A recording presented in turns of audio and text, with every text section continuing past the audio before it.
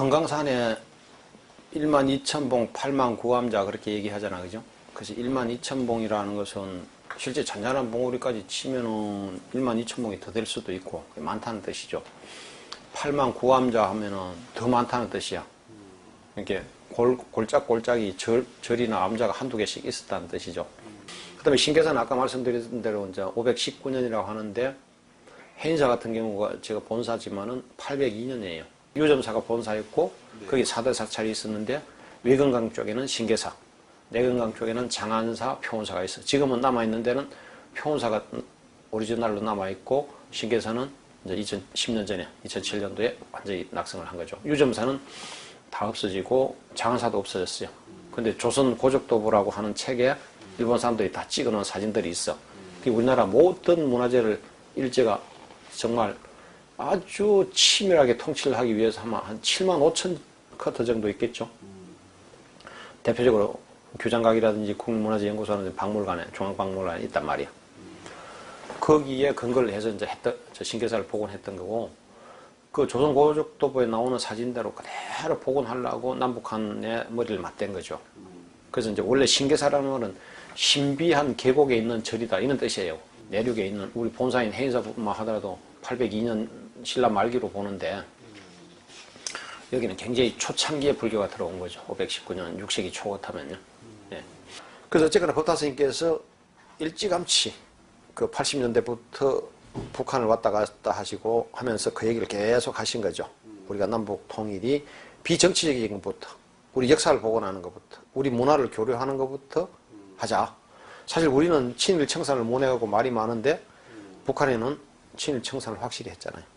거기 역사 정통성 어쩌고 하는 데서는, 이북에서는 그 입장이 확고한 거야. 좋다. 그럼 하자. 이래 된 거죠. 그래서 여름부터 종문에 이제 해서 금강산에 대한 것도 공부도 하고, 신계사, 현대아산하고 통일부하고, 또 우리가 준비해야 될 게 너무 많아요. 건물 하나 짓는다는 거는 목재, 뭐 기와, 이 축대를 쌓을 수 있는 주초, 돌, 뭐 단청, 불상, 불화, 그 뭐 촛대, 향로까지 준비해야 될 게 너무 많아. 그 이제 준비를 계속 했죠, 여름부터.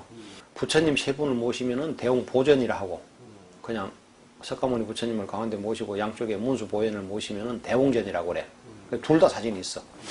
그래서 어쨌거나 2004년도에 신계사 큰법당을 완성을 한 겁니다. 신계사 복원은 북한 입장에서는 역사 유적지를 복원하는 거고, 우리는 사찰을 복원한 거다. 공통분모가 생긴 거다. 시절 인연이 닿은 거다. 그죠. 우리 같으면 뭐 기아, 목재, 뭐 전화만 한 통 하면 뭐 당장 물류 택배 회사가 싣고 오지 않습니까? 근데 거기는 그게 아니고 최소한 비즈니스 데이로 7일 전에, 실제는 한 열흘 전에 신청을 해야 됩니다. 그래서 통일부, 국방부 다 거쳐가지고 이북까지 다 통지가 되려면, 그게 물자 가져오는데 얼마나 힘들겠어요. 사람도 마찬가지야. 사람이 출입을 하려면 미리 일주일 전에 신고를 해야 되는 거야. 만약에 아픈 사람이라든지 무슨 사고가 났을 때는 굉장히 문제가 있었는데, 다행히 신계사 사업에서는 정말 제가 거기서 기도를 열심히 했어요. 다친 사람 한 사람 없이 그 큰 공사를 했는데, 단 한 사람도 다친 사람 없이 공사를 마무리했습니다. 그때는 신계사 큰법당 대웅전 앞에 탑도 좀 삐딱하게 좀 한쪽으로 기울어져 있을 거예요. 전반적인 걸 발굴할 때 어떻게 쓰러졌는지, 법당이 어느 각도로 쓰러졌는지 이제 다 밝혀내고, 그런 거 보고서 다 남북 학자들이 다 같이 해서 이제 연구 검토하고, 그러니까 이제 하여튼 비정치적이고 우리가 교류를 할 수 있는 것부터 하자. 그 다음에 우리는 이런 건물을 하나 세우면은 뭐 중공도면, 뭐 시공도면, 뭐 도면이 세 가지야. 처음에 그리는 거, 공사하면서 조금 변형되는 거, 마지막에 완공돼서 시청에, 군청에 제출하는 도면 다 달라요.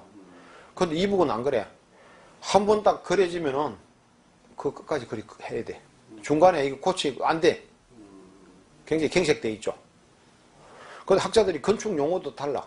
그다음에 경비원, 단청하는 사람, 목공일 도와주는 사람, 그 안내원, 이런 사람들 몇 명으로 구성할 건지, 임금비를 누가 줄 건지, 몇 시간 근무할 건지, 한 달 할 건지, 한 달 반, 두 달 할 건지 일일이 다 정해야 되는 거예요. 신계사 사업은 종합적인 역사 보건 사업이었거든요.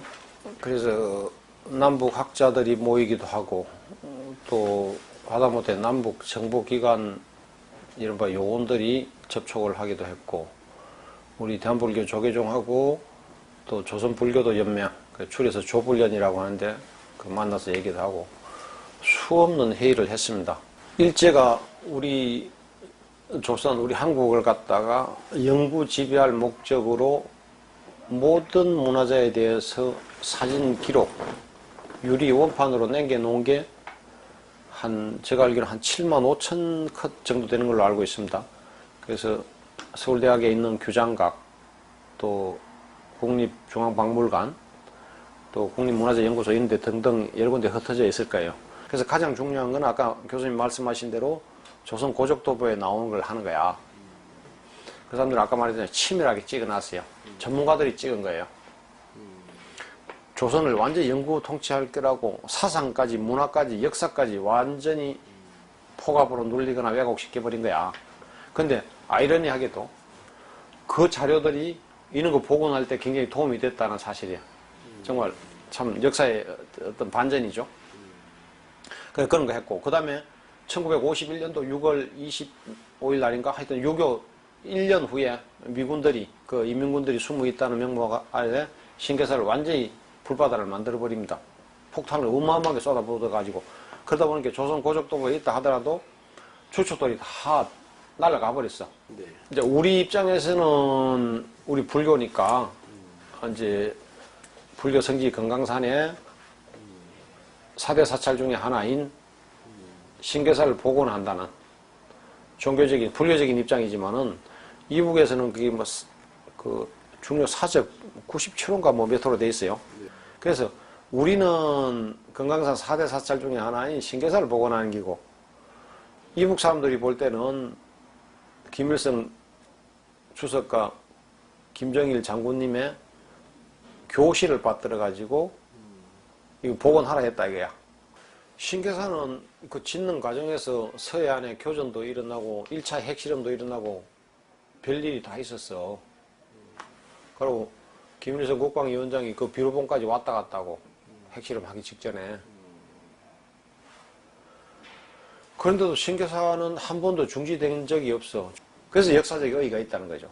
그 어느 조직에서 이북 학자들을 다 불러내가지고 역사박물관, 보존지도국, 문화보존지도사, 평양건설건재대학 이런 유관업체들을 한꺼번에 다 불러가지고 한 현장에서 같이 라면 끓여 먹고 커피 마시면서 일꾼들 저 뒤에서 소주 돼지고기 삶아 놓고 소주 한잔 하고 하는 걸 어디서 하겠어요? 어떤 데도 한 데가 없어. 그리고 기자들 북쪽 기자들도 온단 말이야. 우리 기자들도 가서 같이 취재하고. 그래서 이제 복원, 우리 역사 유적을, 우리 불교 문화재를 복원하고, 발굴해서 복원하고, 원행 복원하는 게 가장 좋죠. 비정치적이고, 우리가 공통분모부터 해야지. 근데 이산가족 하는 것도 많이 봤거든요. 문화 환경이 달라지면, 얘기거리, 대화거리가 없는 거야. 우리 친구 간에도 그렇잖아요. 부부 간에도 그렇고. 아니, 뭐, 스포츠든 종교든 취미든 뭐가, 공통분모가 있어야 얘기가 될 거잖아요. 근데 우리가 공통분모를 먼저 찾는 게 롤 모델이 신계사 사업이다. 이렇게 보는 거죠.